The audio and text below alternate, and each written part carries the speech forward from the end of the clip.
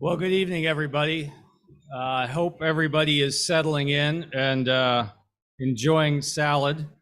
My name is John Mudd. I have the pleasure to serve as the Executive Director of the State Bar. And what we're going to do tonight is try and move through this expeditiously, because I know everybody does not want to be down here at, even though it's the 50th anniversary, at 11 o'clock at night. I am back for more. After I moderated, I decided I would still come back.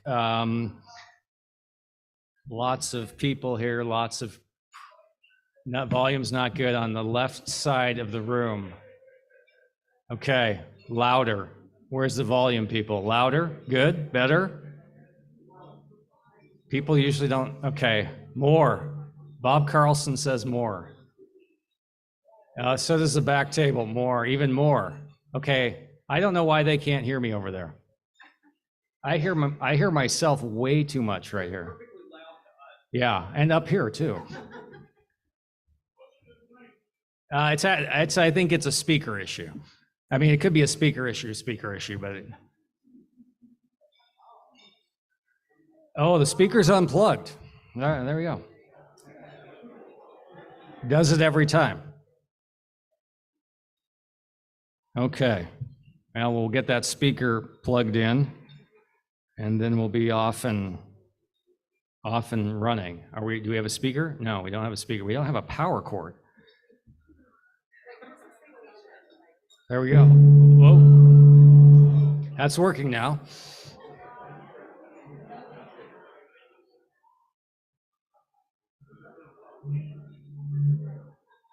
How about that? Is that better over there? All right. Well, no, that's not good. Let's try to get it in the sweet spot there. That's okay. This is a great start. It's going about as well as my candidate forum. Kidding. Lots of presidents and past presidents in this room. This is probably where I make the obligatory joke about crowd size that we're not supposed to make. But it's a great group who's here tonight. I see Lieutenant Governor Juris. Thank you for being here tonight. Member of the bar. Proud to have her. President Bill Bay of the American Bar Association is here with us tonight. Dan Cotter is here somewhere, president of the National Conference of Bar Presidents. There he is over there, out from Chicago. St. Louis and Chicago, the Midwest is representing well here tonight. I want to just take a minute and thank Alps. They are our dinner sponsor tonight. As many of you know, Alps has been a long-standing endorsed carrier by the State Bar and really traces its generation to Montana and the work of Bob Minto. Bob was here earlier, and he actually was running tech in a room, which is a little frightening. But I don't know, is Bob still here? I don't see Bob, but everyone owes Bob a great debt of gratitude, and Bob Carlson was involved in this as well. And when there was a malpractice crisis, and Alps was formed as a risk retention group to help law firms have insurance coverage. And so we are proud that they have been a partner of ours for many years, and we're proud that they are helping sponsor this dinner, recognizing the 50-year anniversary of the Unified Bar in Montana. So once again, thank you to Alps.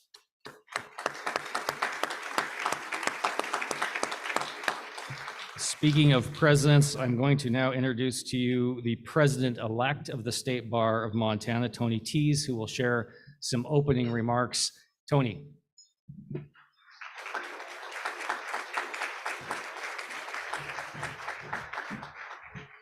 Thank you all for coming this evening and celebrating the State Bar's 50th anniversary with us. It is with great joy and a bit of trepidation that I will assume the role of president of the State Bar at the end of the annual meeting. With this in mind, I would like to share with you my first president's message. It's called Reflections on the Role of Lawyers in a Democracy. We have all heard of the 4 pillars of democracy: the legislature, the executive, the judiciary, and the media. I would submit to you that lawyers are the 5th pillar of democracy, in that we play a pivotal role in maintaining the boundaries among the 3 branches of government and upholding a common belief in the judicial system. If lawyers are unscrupulous, the public confidence in our institutions as they currently exist will erode. But if lawyers are viewed as champions and problem solvers, all of the institutions that make up our democracy are strengthened.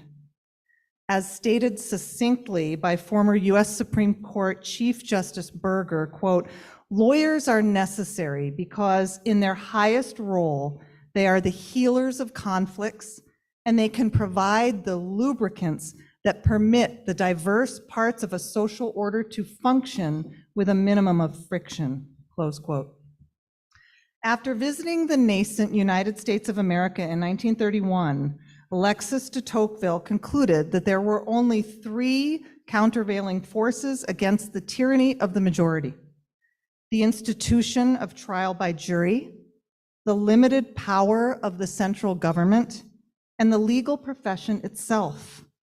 Reflecting on de Tocqueville's observations, Phil Neal, former dean of the University of Chicago Law School, noted in 1967 that, quote, lawyers in America, more than elsewhere, have come to play the role of all-purpose social engineers, of roving experts in getting things done, close quote. But this rosy picture is not universally shared. In a Gallup poll conducted in 2022, when asked to rate the honesty and ethical standards of people in the legal professions, 50% of respondents gave lawyers an average rating, with 18% giving lawyers a high rating and 19% giving them a low rating.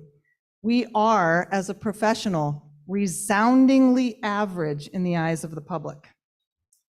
The public perception of lawyers is a two-sided coin.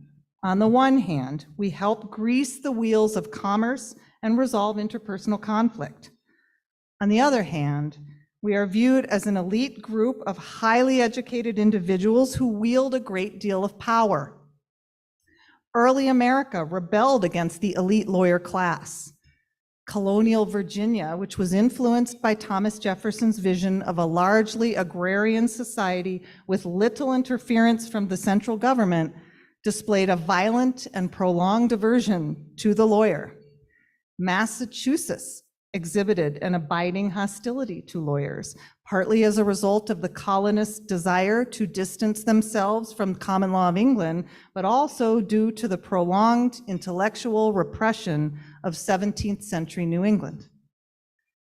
There are echoes of anti-lawyer sentiment in two constitutional initiatives that qualified to gather signatures for the 2024 general election ballot in Montana. Constitutional Initiative 124 purported to remove the regulation of the practice of law from the province of the judiciary. CI 125 sought to curtail prosecutorial discretion by allowing a relatively small number of a county's electors to convene a grand jury. Although similar legislative bills failed, and neither of these initiatives garnered the requisite number of signatures, it would behoove us to consider the wellspring from which both of these initiatives arose. Despite the fact that it was inartfully drafted, the impetus behind CI 124 was to broaden access to the legal profession. Although a laudable goal, the broadening of access to the legal profession must be balanced against the need to provide protections for consumers of legal services. CI 125 would have taken us back to the vigilantism of the Wild West, but it is rooted in a belief that Montana citizens have the right to participate in legal processes. Both of these initiatives should cause us to engage in self-examination with the goal of identifying and addressing the forces behind them. In the case of access to the legal profession, the State Bar could take a leadership role in supporting the development of an accredited online law school program for Montanans. We might also consider supporting an alternative pathway to bar admission, such as the supervised practice portfolio examination approved last year by the Oregon Supreme Court. Although CI 125 would have upended the administration of criminal justice as we know it, it serves as a reminder that mistrust of lawyers is alive and well. A robust democracy depends on the participation of everyone. The citizenry has an obligation to keep itself informed and to vote. The legislature enacts laws that reflect the will of the majority, and the judiciary stands as a protection of the minority against the majority. But without lawyers, none of the other branches of government could function. The executive branch could devolve into a dictatorship if lawyers did not exist to challenge the exercised prerogatives of our chief executive. Courts could not decide cases if lawyers did not bring them, and legislatures could run roughshod over constitutional rights if lawyers did not scrutinize their actions.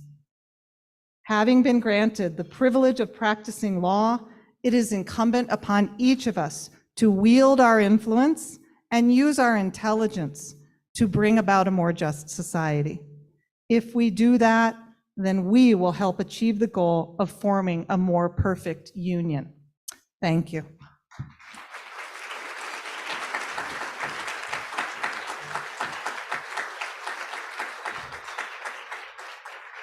Thank you, Tony, for those important words. I'm going to do a little housekeeping here first before we introduce our next speaker. Art auction. Where are my art auction people? When does the silent auction close? Closes at 8. Okay. Silent auction closes at 8, so if you see something that you're looking at out there, 8 o'clock, and I'll give you another reminder. I also want to thank 8:30. Wait, no, wait. Did I? Okay, I heard 8. Do I hear 9? Okay, let's stay with 8:30. Okay, we're staying with 8:30. We might move it to 9. We'll see how long the dinner takes. Also want to thank and recognize our people joining online, and Clio, which is a affinity partner of the State Bar practice management software, and we want to thank Clio for helping sponsor all of the online streaming that we've been doing today and tomorrow and on Saturday. So thank you to Clio. And then also wanted to see, I know we have a few of our justices, speaking of the Supreme Court, from the Supreme Court. I think we have some justices here tonight. Do we have justices in the room tonight? No. We had justices earlier. We don't have justices. They are probably preparing for tomorrow morning. Those of you who may not know, we have our Supreme Court oral argument tomorrow morning at introduction of the case at 9 o'clock and the case at 9:30. That will be over in the Wilma Theater where we were earlier today. I'm now going to introduce a man who tells me he has the best job in the bar, and that is the past president of the bar, David Steele, who is going to introduce our next award winner. David.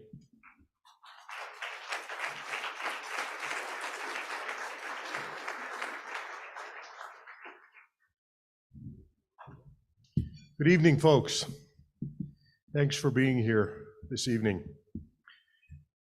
I appreciate Tony's words about the reputation of attorneys and how for a long time, there's mistrust and et cetera.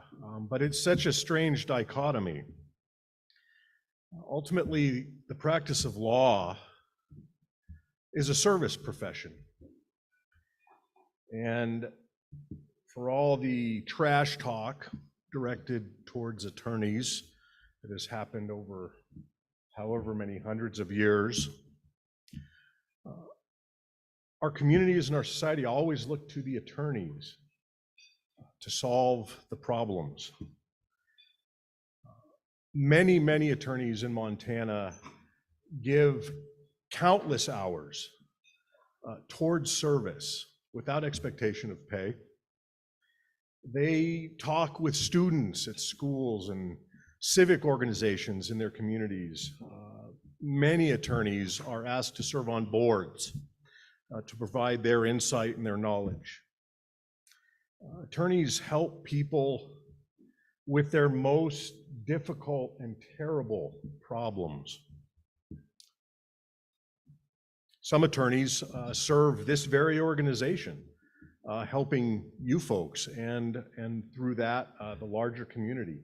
And so before I begin introducing this evening's first very special award, the Neil Height Pro Bono Award, I'd like to recognize the other past presidents in the room. I think there may be a dozen or more here. If I could ask the past presidents of the State Bar of Montana to stand and be recognized, please.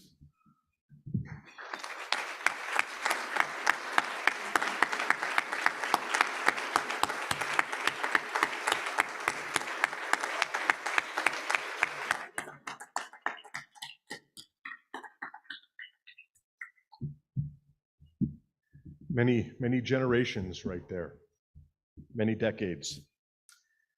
So it's an honor for me to introduce this year's, the 2024 Neil Height Pro Bono Award. Michael Aiken spent 30 years or so at Montana Legal Services Association, and now has practiced nearly 50 years, focusing his private practice on low-income families in Montana, often without expectation of pay or for limited pay. He also represents tribal members who reside within the state of Montana in state and federal court. Mr. Aiken is known for his high level of ethics, his patience, and his unwavering dedication to his clients, and his dedication to making his local community and Montana better for everyone. In 1997, he prevailed at the United States Supreme Court, prevailed over the Department of Interior on behalf of his client, Mr. Yupi, in a case titled Babbitt v. Yupi, a case which is still included in most federal Indian law textbooks. Mr. Aiken exemplifies the spirit of pro bono service, so important to so many people in our state.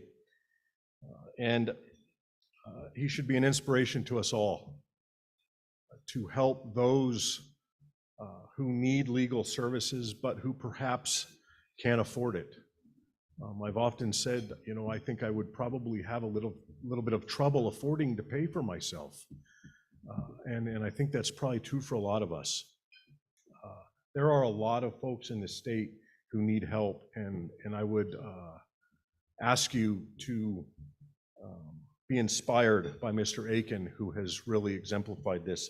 So please stand with me in congratulating Mr. Aiken as the 2024 recipient of the Neil Height Pro Bono Award. Mr. Aiken.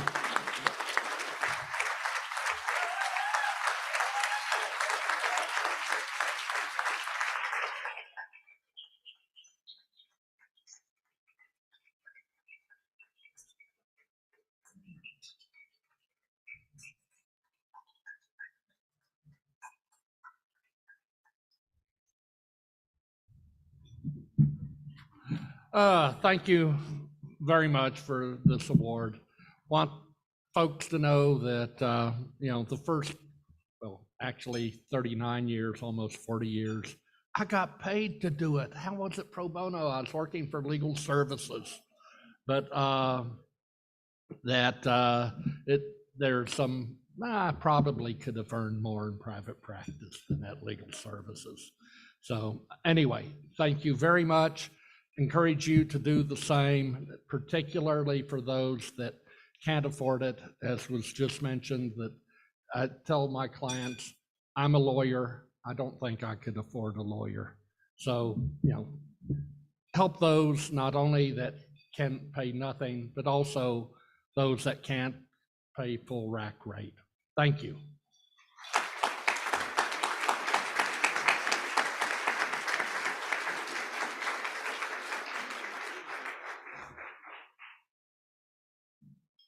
I'm now going to introduce one of these double presidents, and that's Joe Sullivan from Great Falls, who's both been the president of the State Bar of Montana, as well as the National Conference of Bar Presidents, to introduce one of our special guests here tonight. Joe.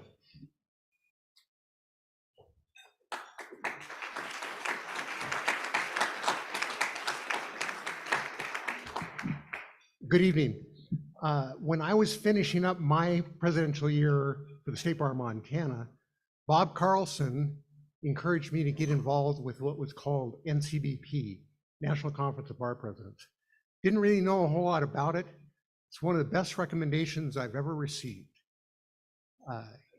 National Conference of Bar Presidents is made up of individuals that are trying to assist up-and-coming leaders in different bars across the nation and help them with their bar years and helping bars in general in terms of when issues arise on a national level that need to be discussed and solutions need to be had. The NCBP works hard to try to come up with solutions that different bars can use throughout the nation. Bill Bay mentioned earlier that this afternoon that the practice of law is about relationships with judges, relationships with your clients, relationships with everybody that you deal with, including fellow attorneys. Well, the very unique thing about NCBP is that is all about relationships, just like Bill had talked about. And for me, I have obtained friends across the nation doing the work that I did. And one of those good friends of mine is Dan Cotter. And Dan's got a list of accomplishments that is long as your arm, so I won't go through all of them. His connection is really the Chicago bar president. He is currently NCBP president. And best of all, for me, he's one of my good friends. I give you Dan Cotter.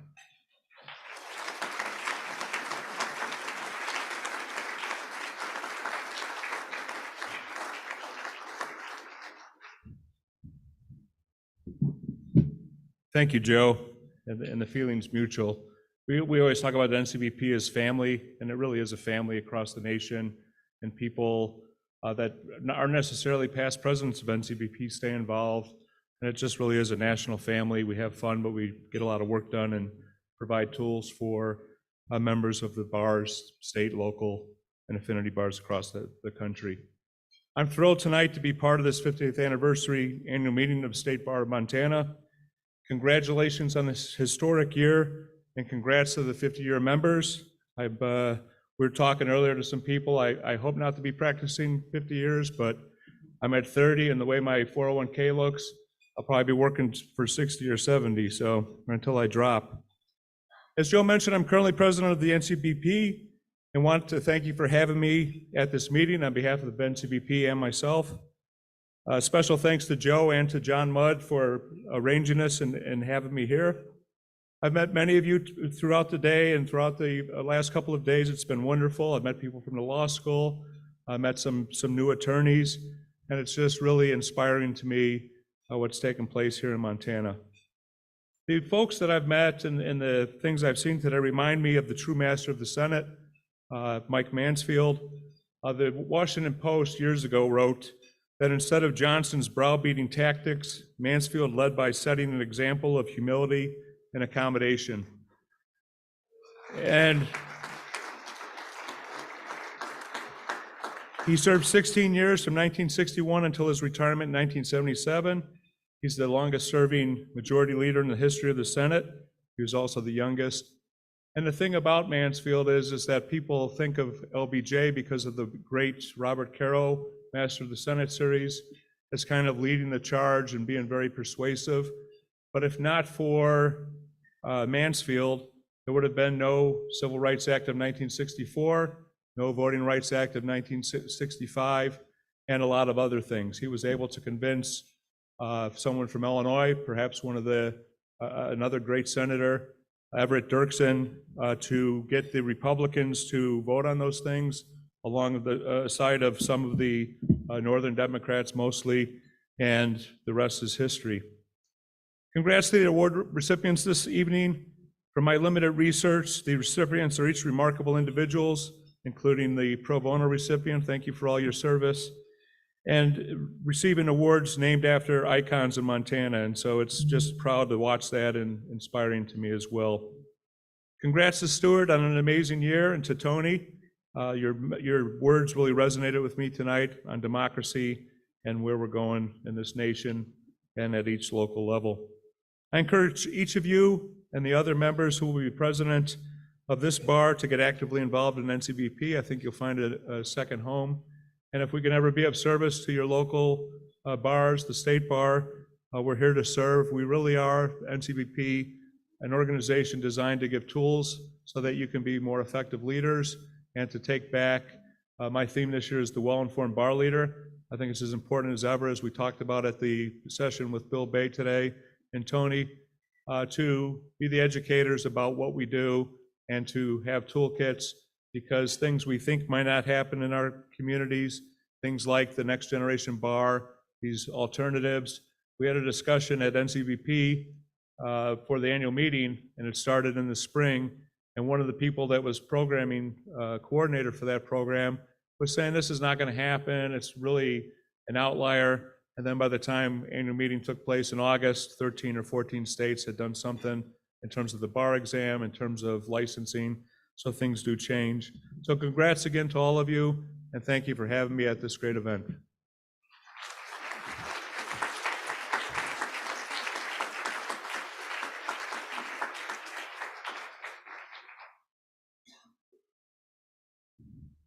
Thank you, Dan. I admired your strategically placed Bears hat on the stage earlier.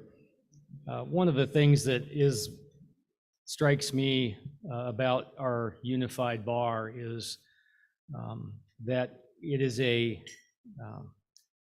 because of this unified structure, we are very diverse because we have everyone. We have every conceivable viewpoint.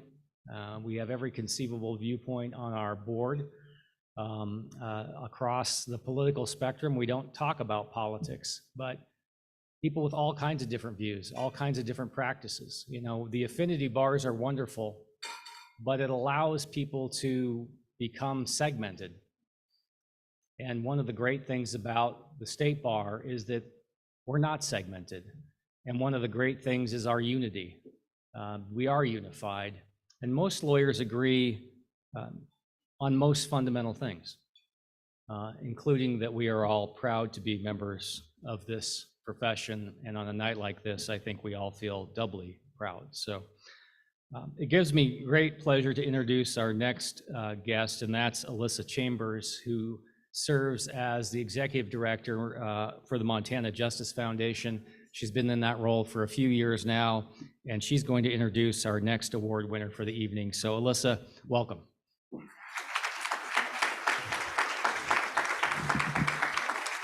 Thank you, John, and thank you all for being here. Montana Justice Foundation is the largest private donor to civil legal aid in Montana, and thanks to the generosity of everybody in this room, we were able to give $800,000 in grants this fiscal year. Thank you all. So I've been in this role for 2 years. The first time John Mudd asked me to speak, I just wanted to die. But I guess this brings it full circle because I have the honor of introducing our Carla Gray Award winner tonight, Judge Ben Hirsch. I met Ben as a baby lawyer. In 2011, he talked about pro bono as a partner. And so that just made it acceptable for people like me, associates who were interested in doing that, to speak up. When he organized a retreat for the Crowley firm, he said, I want a baby lawyer to speak about something you care about. And he gave me a platform to speak in front of the whole firm about pro bono. Oh my gosh, so here's payback then, because he is so understated in his efforts. Very humble, he likes to do the groundwork, but he also has given so many associates and lawyers a voice. When he left Crowley to take the judge position, he's now a bankruptcy judge in 2017. I was really sad for me, but glad for Montana because Ben cares about people, and Ben has been instrumental in just making access easier. A couple of examples are his collaboration with the law school and MLSA to create a bankruptcy clinic for low-income folks.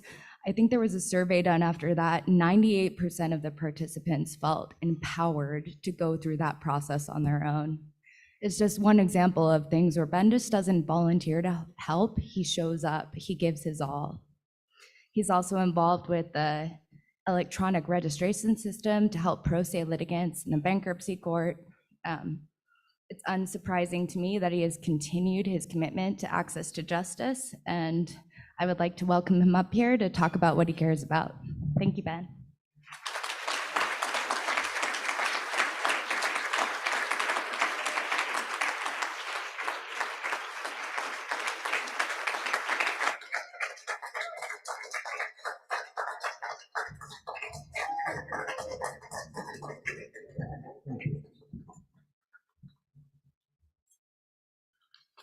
So John has carefully choreographed tonight and given us each instructions on how long we're permitted to speak.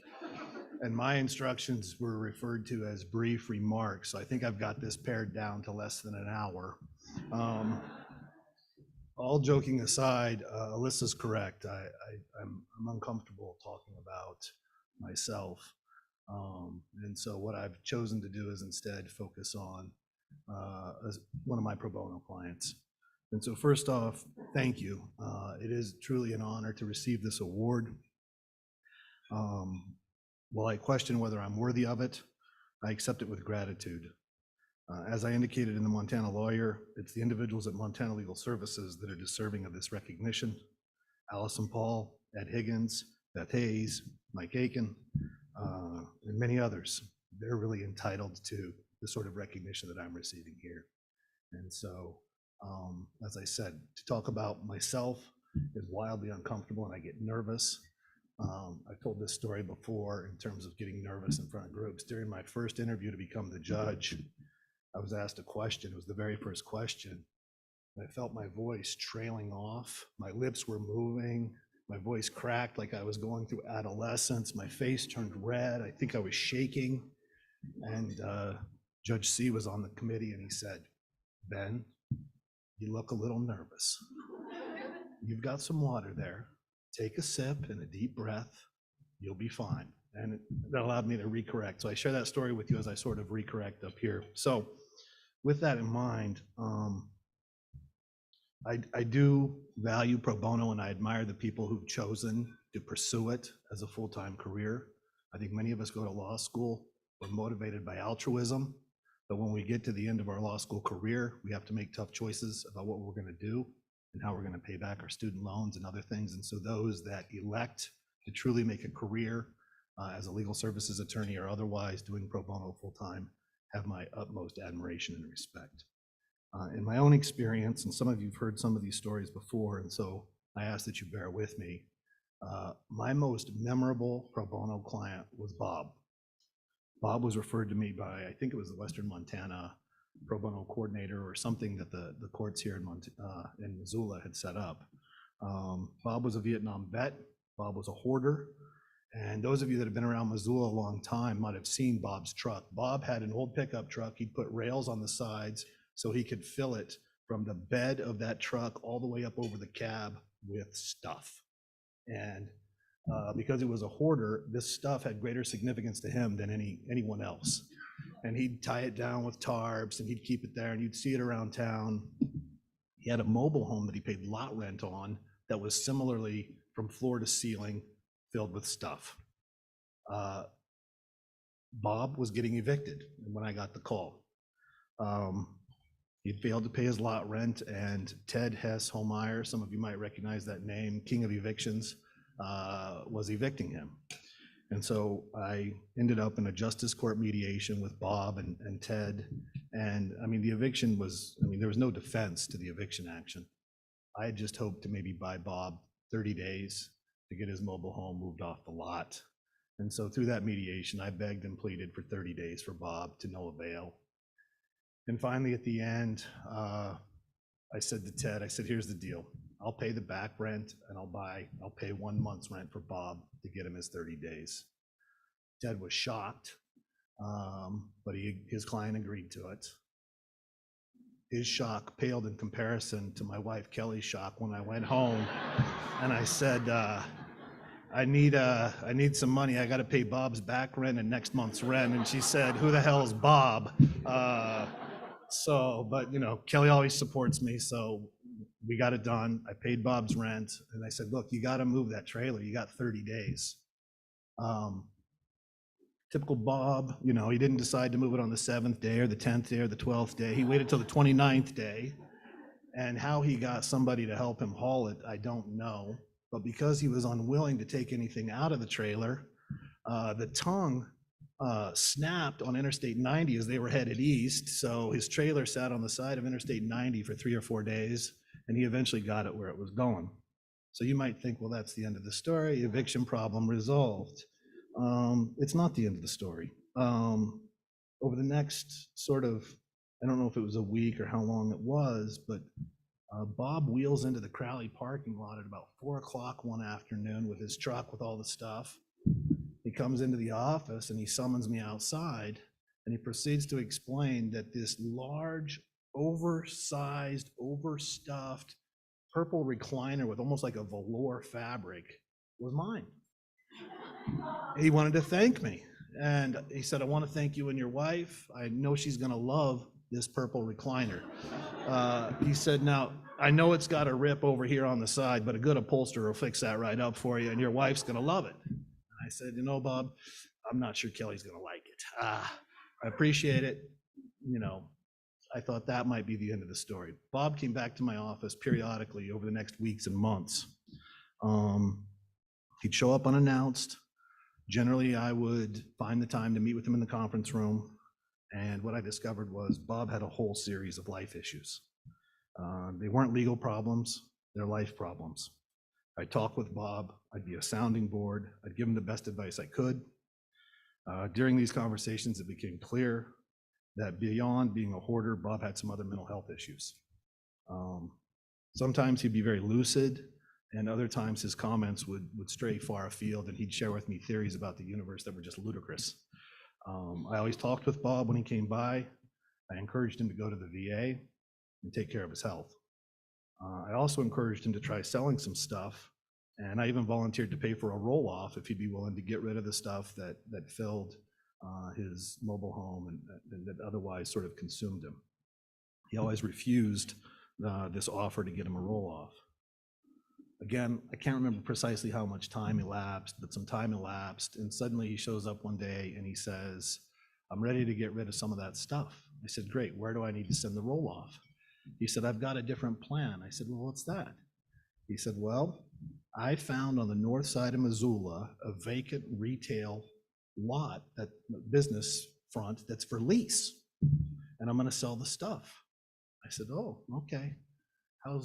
What do you, I asked some details, and he said, we're going to be partners. I think if you sign the lease, he wanted me to sign the lease and be responsible for paying the rent so he'd have somewhere to sell his stuff. And I said, Bob, I'm not sure that's what I want to do. I've got some concerns about how well that'd work out for me. He stormed out of my conference room, super unhappy, and I thought, okay, well, that's the end of the story with Bob. There is just a little bit more to the story. Crowley, during football season, would have a tailgate. And we'd have beer, we'd have a bar, we'd have it catered, we'd have lots of food, friends, clients, everybody in the Crowley universe was invited to attend. One day, as we're standing there, and it would always be packed before the game, packed at halftime. We're standing there, and my partner, Joel Culliva, I think it was, tapped me on the shoulder and says, is that Bob? And he points to the food line, and sure enough, Bob's going through the line getting food. And I said, yeah, that's Bob. And he gets through the food line, and I go over, and Bob, how you been? Well, I've been good, Ben. How you doing? Good, good. Well, what are you doing, Bob? I'm going to the Grizz game. No. You got tickets? No. Well, how are you going to go to the Grizz game? Well, I got my bucket. He had a 5-gallon bucket. He said, I found there's a spot on the south end zone where if you get it before anybody else and you turn the bucket upside down, you can see about 85% of the field. I said, really? He said, yeah, I do it every home game. I said, great. I said, what about, nice to have you here. Nice for you to join us at the tailgate. He goes, yeah, I saw the Crowley Flex sign and thought, well, I'm a Crowley Flex client. They just forgot to send me an invite or call me. And I said, you're right, Bob. You were a Crowley Flex client and you're welcome to join us. So that was the end of the story with Bob. But I share the story with Bob with you because what I experienced with Bob sort of reminded me of what I already knew. One, myself, like all of you, are very fortunate.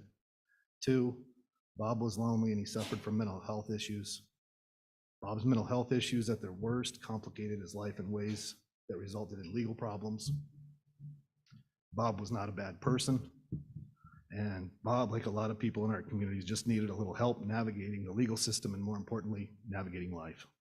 So all of you, I think, have had similar experiences in your own pro bono experience. You've all had people that have touched you in ways that you were surprised. And while ultimately it's the paying clients that allow us to keep the lights on and allow us to pay the staff and pay ourselves, I think it's the pro bono clients that might remind us sometimes why we went to law school. And so when I took the bench, I took that experience with me and started thinking about what are the institutional barriers that make it difficult for people to access the court when they don't have a lawyer. And so that is what sort of drove some of the initiatives that Alyssa referred to when she called me up here, is thinking about ways that maybe I can reset the map so that people who might not have the benefit of a lawyer can still get the relief they need from the bankruptcy court. And so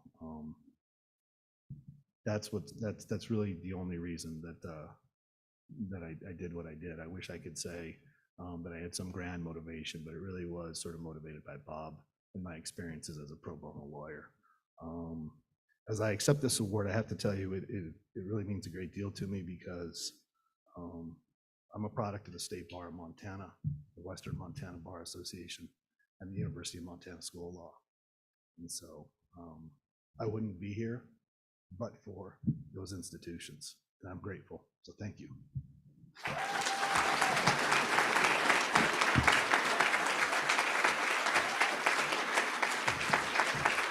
Judge.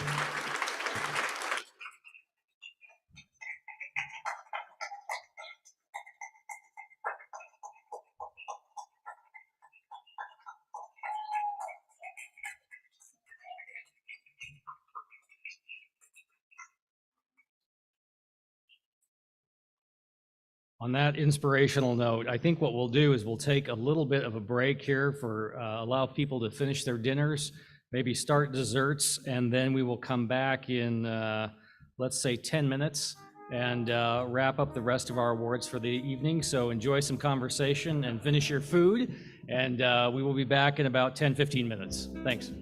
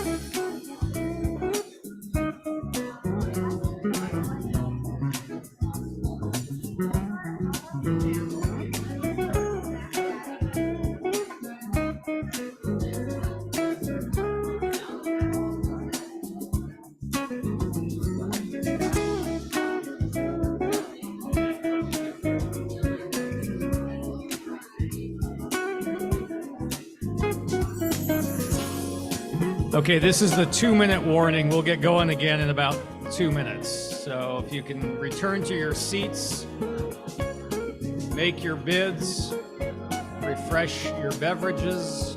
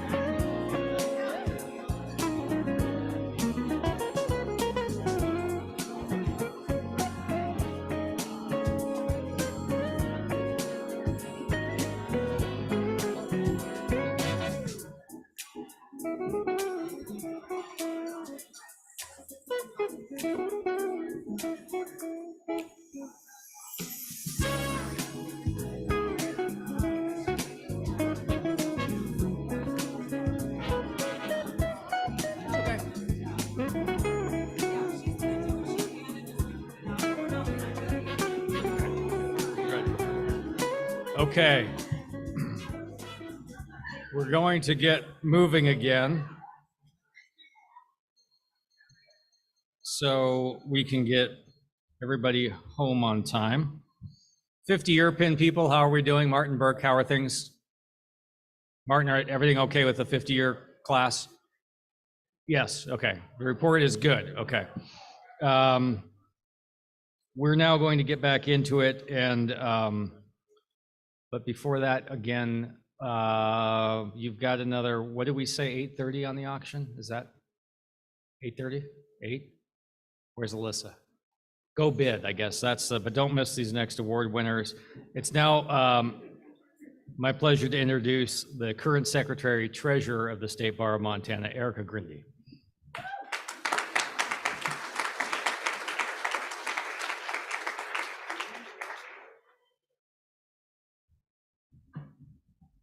Thanks, John. I'm honored to introduce this year's Haswell Award recipient. The award honors an attorney for outstanding contributions to the Montana Lawyer, the State Bar's publication. The award's named for the Honorable Frank Haswell, Montana jurist who served on the bench for 26 years, including a stint on the Montana Supreme Court as Chief Justice. Following his passing in 1990, the Montana Law Review honored his service in a memoriam published in the January 1991 edition. The memoriam recognized Judge Haswell's considerable contributions to the law. However, what struck me was the way in which the article described Judge Haswell's impact on those who came before him. Attorneys and clients described him as a judge with common sense, warm humanity, legal ability, sense of humor, patience, and understanding. This year's Haswell Award recipient, Mary Althauser, absolutely embodies all of these characteristics. Mary has consistently contributed articles to the Montana Lawyer since 2020. Her articles focus on lawyer well-being. Her columns have provided all of us in this profession with tools and reminders to take care of ourselves first. They remind us that if we don't do this, we cannot serve our clients or our communities. It is my great honor to celebrate with you, Mary Althauser, and congratulate her as the Frank I. Haswell Award winner this year.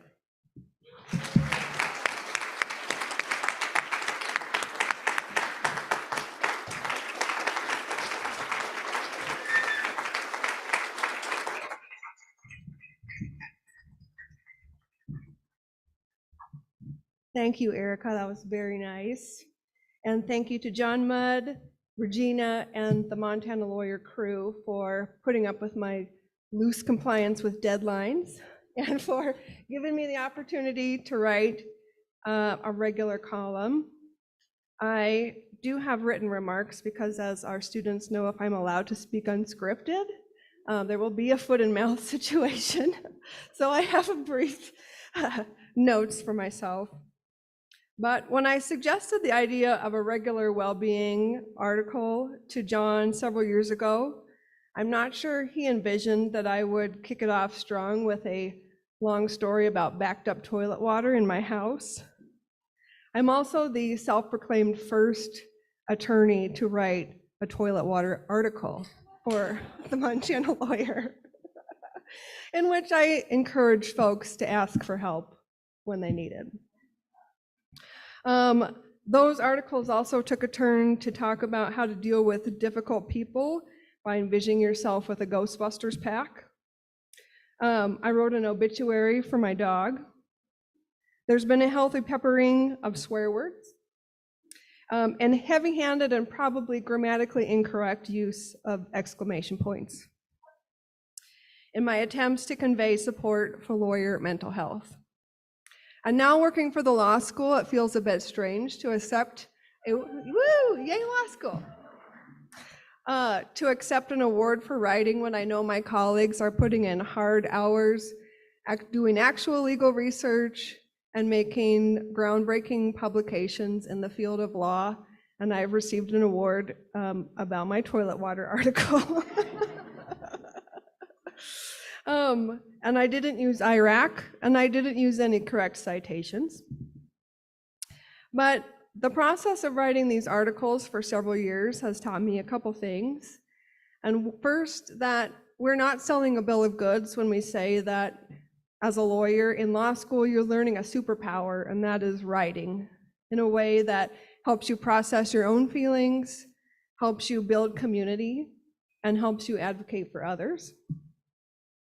And second, that our legal community is a unique place, and that there's space for all of us to be our unique selves in our building of that community and in our advocating for others, rather than the lawyer that we think we need to be, as seen on TV.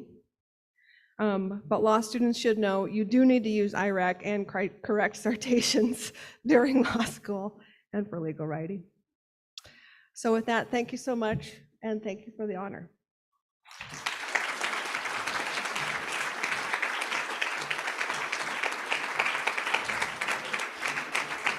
Mary, we got your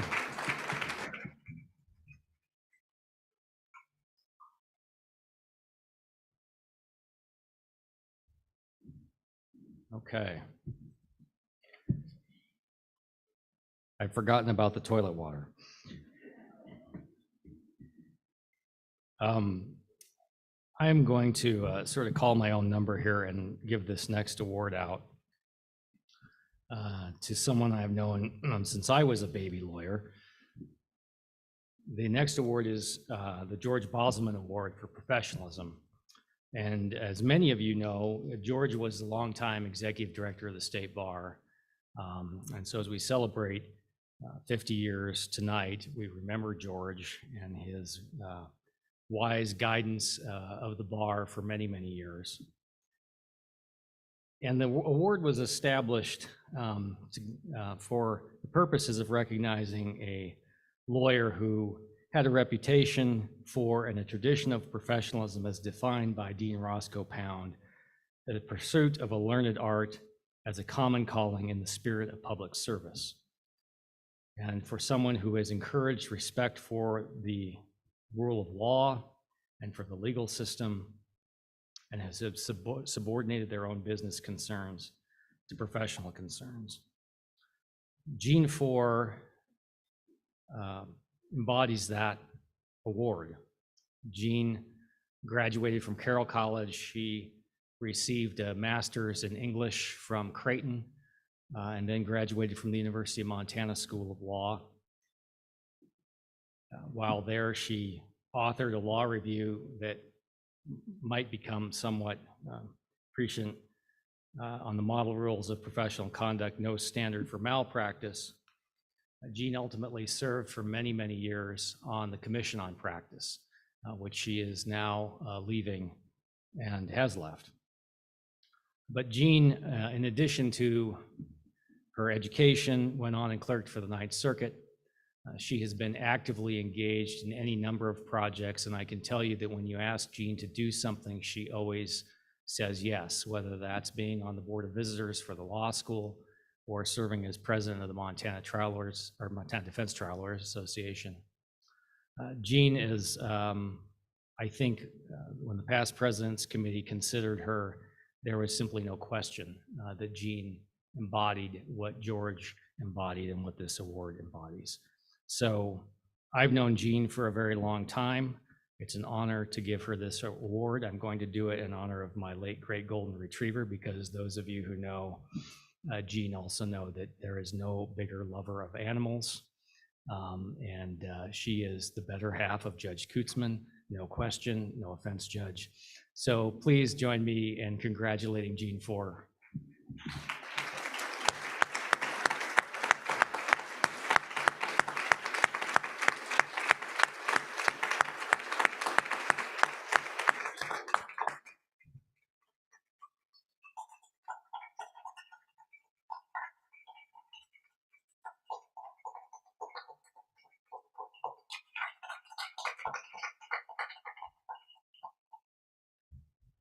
Very few people have to lower the microphone, but of course, story of my life.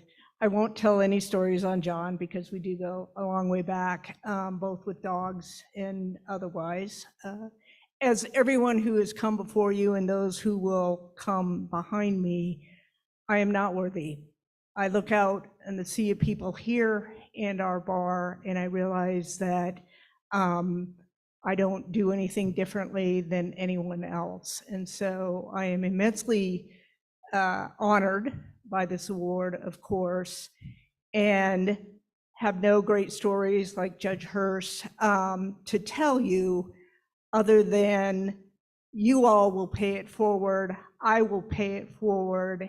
And as I just spoke with the Dean of the Law School, our pledge, our commitment has to be to our current law students and, as everyone likes to say, the baby lawyers, to encourage them to pay it forward and to be committed and professional in what we do, in how we engage in our communities, not just the bar, but in any contributions that we can make on behalf of the legal profession. So thank you very much.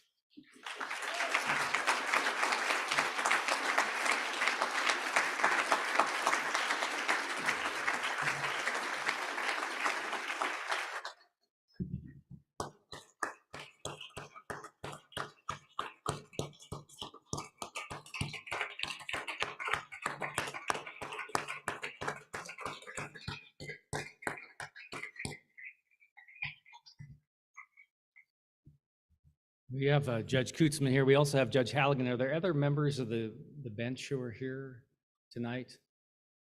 Let's give a warm welcome to them, members of the judiciary.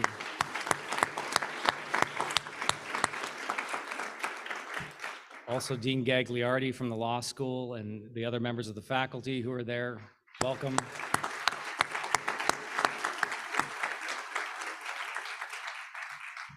Another double president. This time I'm going to introduce the man who needs no introduction, the man from Butte or the guy from Butte, just a guy from Butte, however we refer to him, been the president of the State Bar of Montana and the second president of the American Bar Association from Butte Central, Bob Carlson.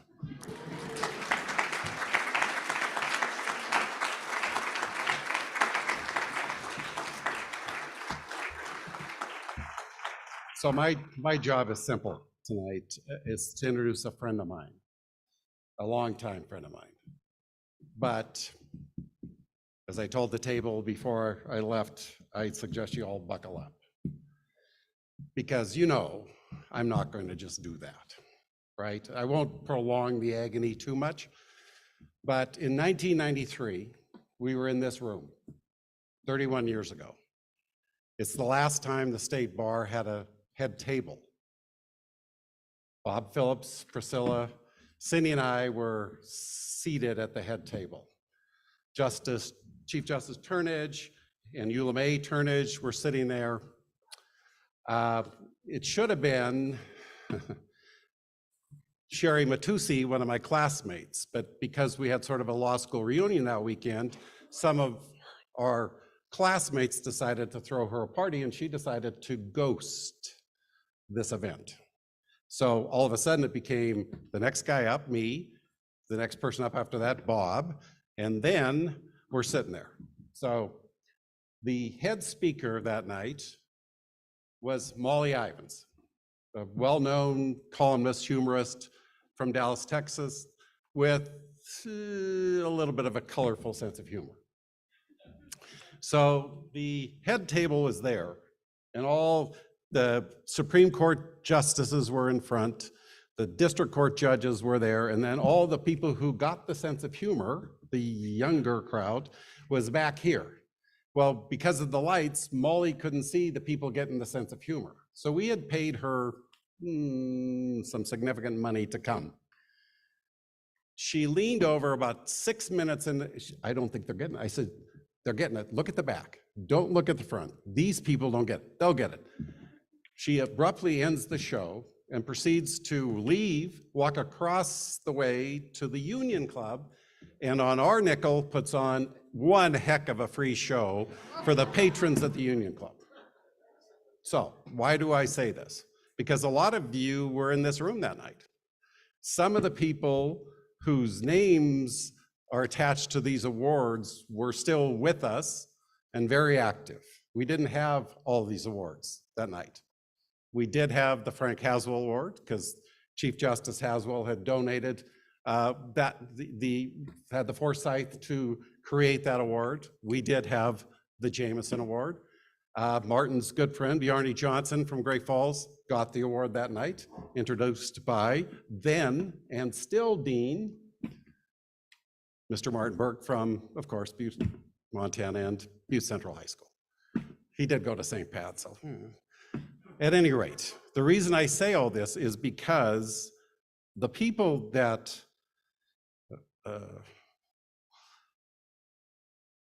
got these awards in the name of some of the legendary people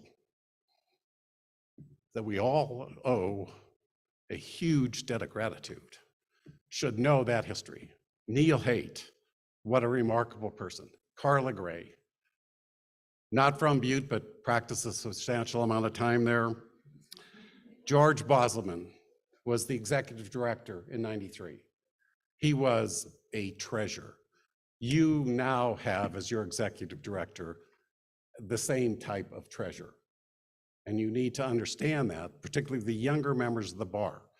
And the officers and the members of the board need to understand how much of a treasure he is. And of course, So congratulations to the award winners. Congratulations to the 50-year PIN folks. Carrie, welcome to the club. Congratulations. So now, having done that, it's my job to, simple job, right? They can't trust these guys from Butte. Bill Bay is the current president of the American Bar Association. Bill and my relationship got off with a little bit of a rocky start 20-some years ago when I happened to be coming in as the chair of the Standing Committee on Meetings and Travel, and we just happened to have had a committee meeting in St. Louis. We were exploring sites for a variety of other entities of the ABA to meet there and hold meetings in St. Louis, which was sort of what we did in those days.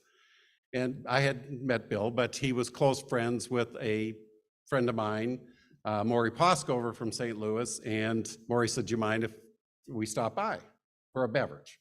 And I'd had sort of a long day and was testy, and Bill comes in all full of St. Louis enthusiasm, and we'd sort of been baited and switched by St. Louis for a few days, and instead of the Stan Musial suite at the Cardinals baseball field, we got the janitor's brother-in-law's suite way out where he couldn't see the game, and a variety of other things. So he comes in and he says, "So when is the ABA going to have their mid-year meeting in St. Louis?" And of course, I, without batting an eye, said, "So when pigs fly." And that was my introduction to my friend. Now, he forgave me. He tells the story differently. Cindy, who was not there, definitely tells the story differently.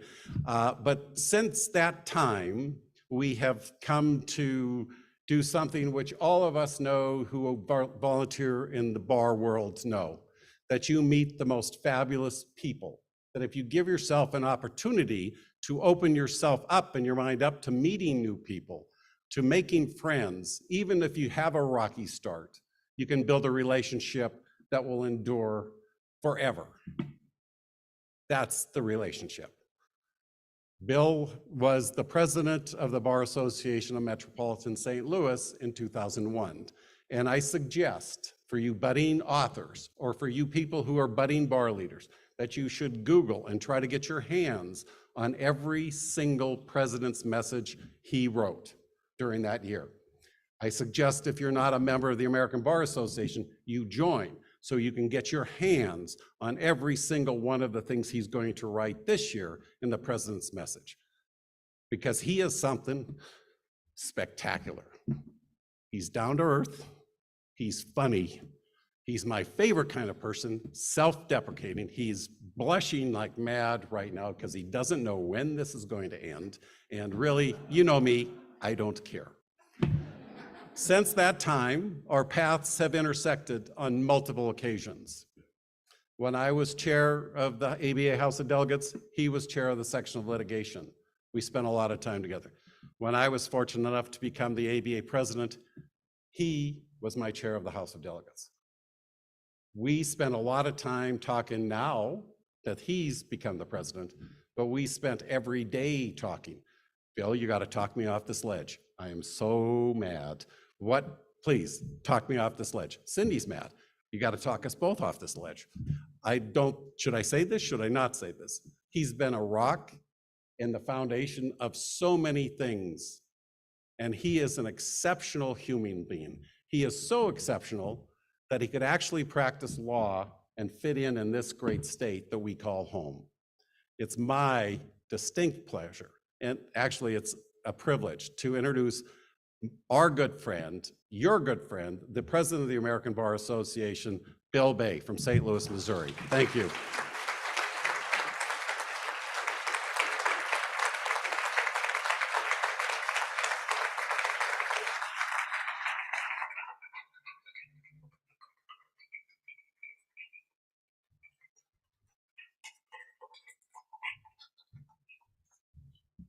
Yeah, no pressure there with those articles coming up, huh? I mean, I want to say a few things I wrote down, but this room really does capture, Bob captures, friendship and connections is really important in the bar. They help you through tough times, through good times.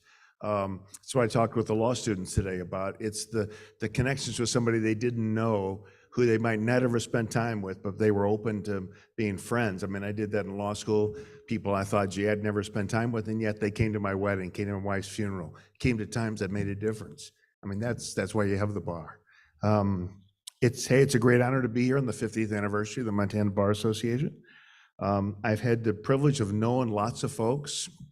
I'm trying to cover most of the most important things about Missoula, which is the Mo Club and the Big Dipper, plus the law school. Your wonderful executive director, John Mudd, we talked about, we've had him come to Missouri to even talk and make a presentation. So it's really been great. And so many great leaders, Matt Thiel, Jack Schulte, Shane Vanetta, who's sick, Erica Grendy. Erica's here somewhere, right? Yes, there she is. Okay. Bob Carlson, lots of other people who I shouldn't go through a list. That's always a bad thing. It was great to be part of the panel today with Tony and Dan on democracy. It's such an important issue. This is my second time visiting at the law school. I was there for graduation, which was great. The students are great, the professors are great. You guys know all that, so I'm not telling you something you don't know. The dean is one of my favorite people because she shares the same love I do, the Big Dipper. I arrived Wednesday, went to the law school, and then we went to the Big Dipper right after lunch, okay? We were and it was great, so it was wonderful. She's doing such a great job there.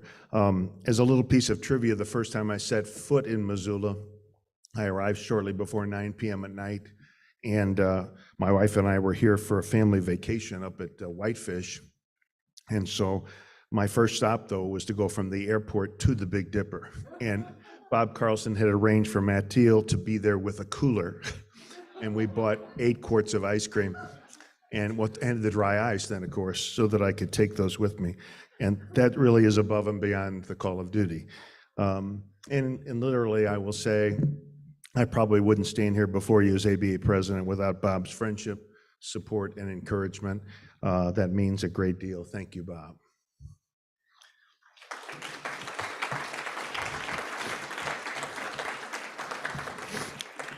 It's particularly an honor to be here at this dinner where you honor this year's recipient of the William J. Jameson Award, which is the highest award, as I understand it, of the State Bar of Montana. The ABA has been blessed to have had 2 great leaders from Montana who served as president, separated by 65 years. The first was William James Jameson, who was ABA president when I was born, and Bob Carlson, who served equally well in 2018. I did some research on Judge Jameson, truly an extraordinary leader, and it's fitting the highest award in the state bears his name. I also note a number of similarities with Bob Carlson beyond the fact both were ABA presidents. I thought it was surprising to discover both grew up in Butte and spent their formative years there, and I guess both at Butte Central. I suspect Bob would tell me, based on his remarks a few moments ago, that was no accident, and that great leadership comes from Butte. But I wanted to say on behalf of the ABA, thank you for allowing us to borrow these 2 Butte natives, plus so many of the best of your bar, your executive director, plus the volunteers, today and in the past. It really has made a difference.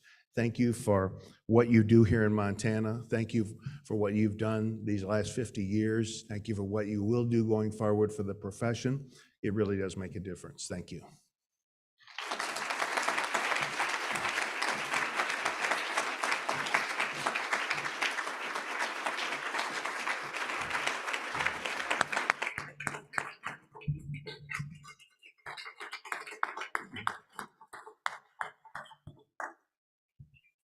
Thank you again, Bill, for joining us out here.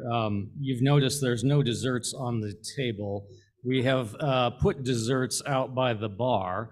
And then, of course, we would have to encourage everyone to go to the Big Dipper tonight. I'm sure there will be a large line, and Bill will be at the front of that line after we're done here. I do want to, as we wind down this evening, thank a lot of folks here at the hotel for everything that they do for us. This is our anchor hotel when we're here every 3rd year. So thanks to the hotel. Also, the biggest thanks really goes to the staff. There are a number of the staff here from the State Bar. I'd ask you to all stand, and then our contract staff. If you guys could all stand and we could recognize.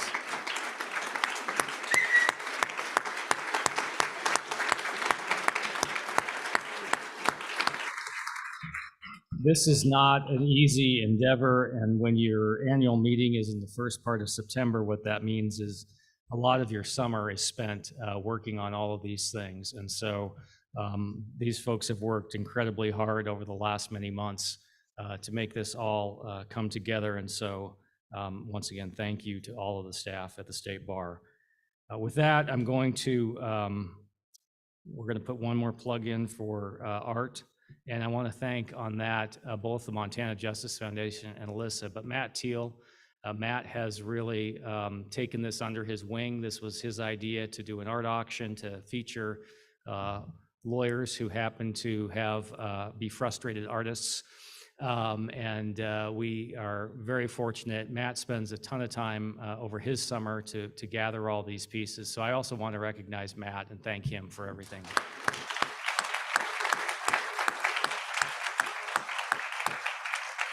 Okay, one last thing, trustees of the State Bar, any of the trustees still here? We have some trustees, they could stand.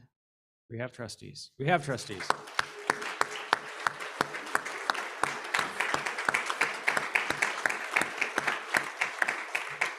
And now it's my honor to introduce to you the person I've been fortunate to have as the president for the last year.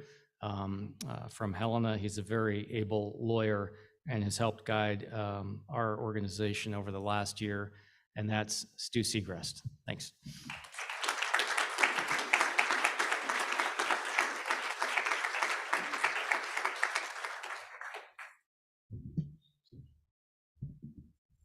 And it is my pleasure to introduce to you all the 2024 William J. Jameson Award winner. I was going to tell you, if you didn't already know, a little bit about Judge Jameson, but apparently Bill Bay had already Googled him, probably while he was eating ice cream, from what we understand. He was a true luminary, not just in Montana, but across the nation.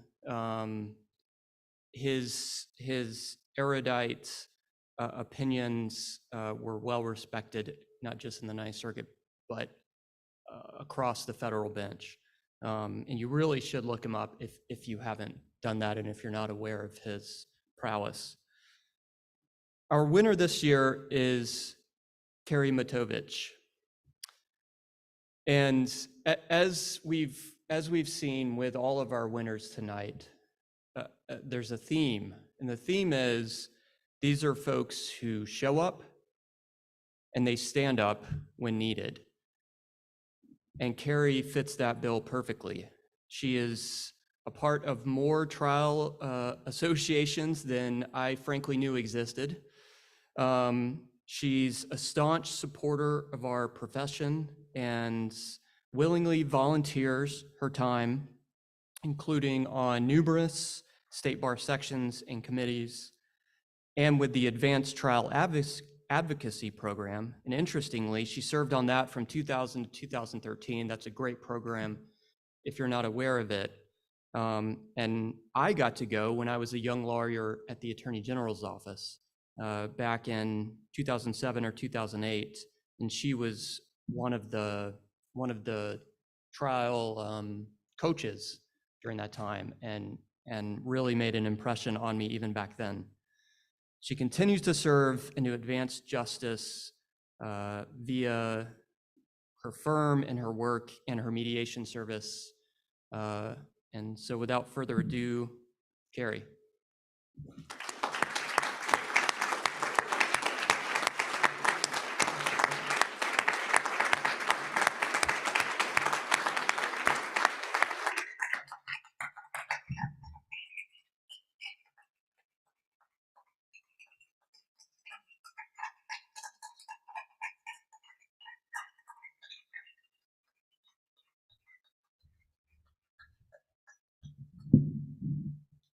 It has been such an incredible privilege for me to practice law in the state of Montana.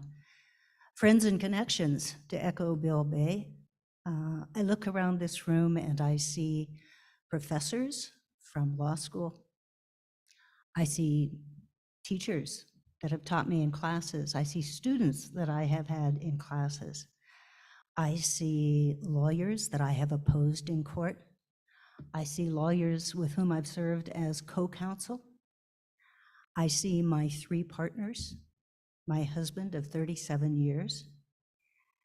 And I am today what I am, whatever that may be, because of all of you, because you are my friends. And I am truly humbled by this association.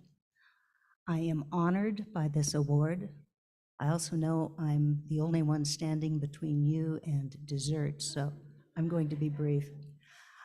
I don't know how to say how appreciative I am, because this is an incredible honor, and I thank all of you for making it possible. Thank you.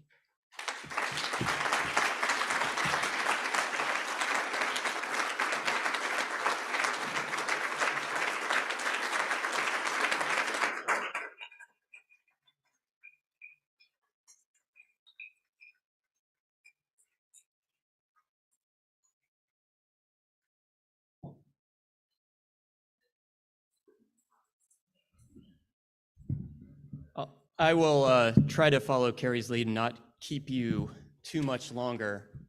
I just wanted to take this moment to say how grateful I am to all of you for the opportunity to lead this great organization this past year.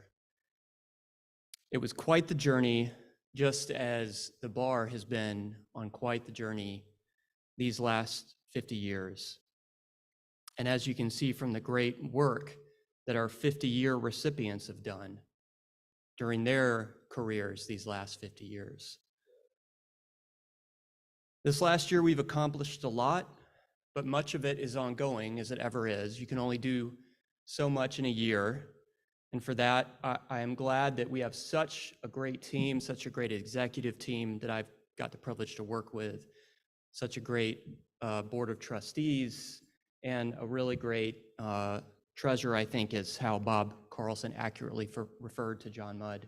We're really lucky to have someone of his caliber leading the helm as our executive director. So what we are continuing to work on are some of the things I've talked about in my presidential messages this year, which are no doubt not as good as the ones Bill Bay wrote back in 2000 in St. Louis. But I tried to lay out what we've been doing so that you're all aware and we're kind of all in this together. One of the things, of course, that comes up in basically every CLE you've been to this year, I'm sure, is the impact and the disruption of artificial intelligence on the practice of law. And we're trying as a bar association to sort of be an educational tool and to help you and to help us as a profession stay on top of what this change means. It will certainly impact how we practice, hopefully, mostly in a good way, but certainly there'll be challenges too. And we've tried to be a conduit to try to educate all of us. And we'll continue to do that.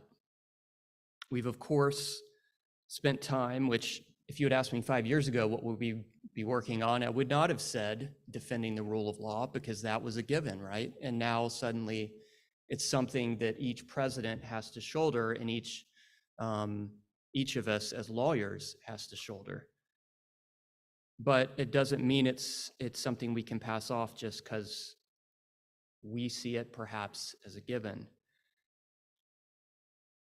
The right and importance of self-regulation of the practice of law is part and parcel of that rule of law, and that is something that we continue to fight for and to advocate for.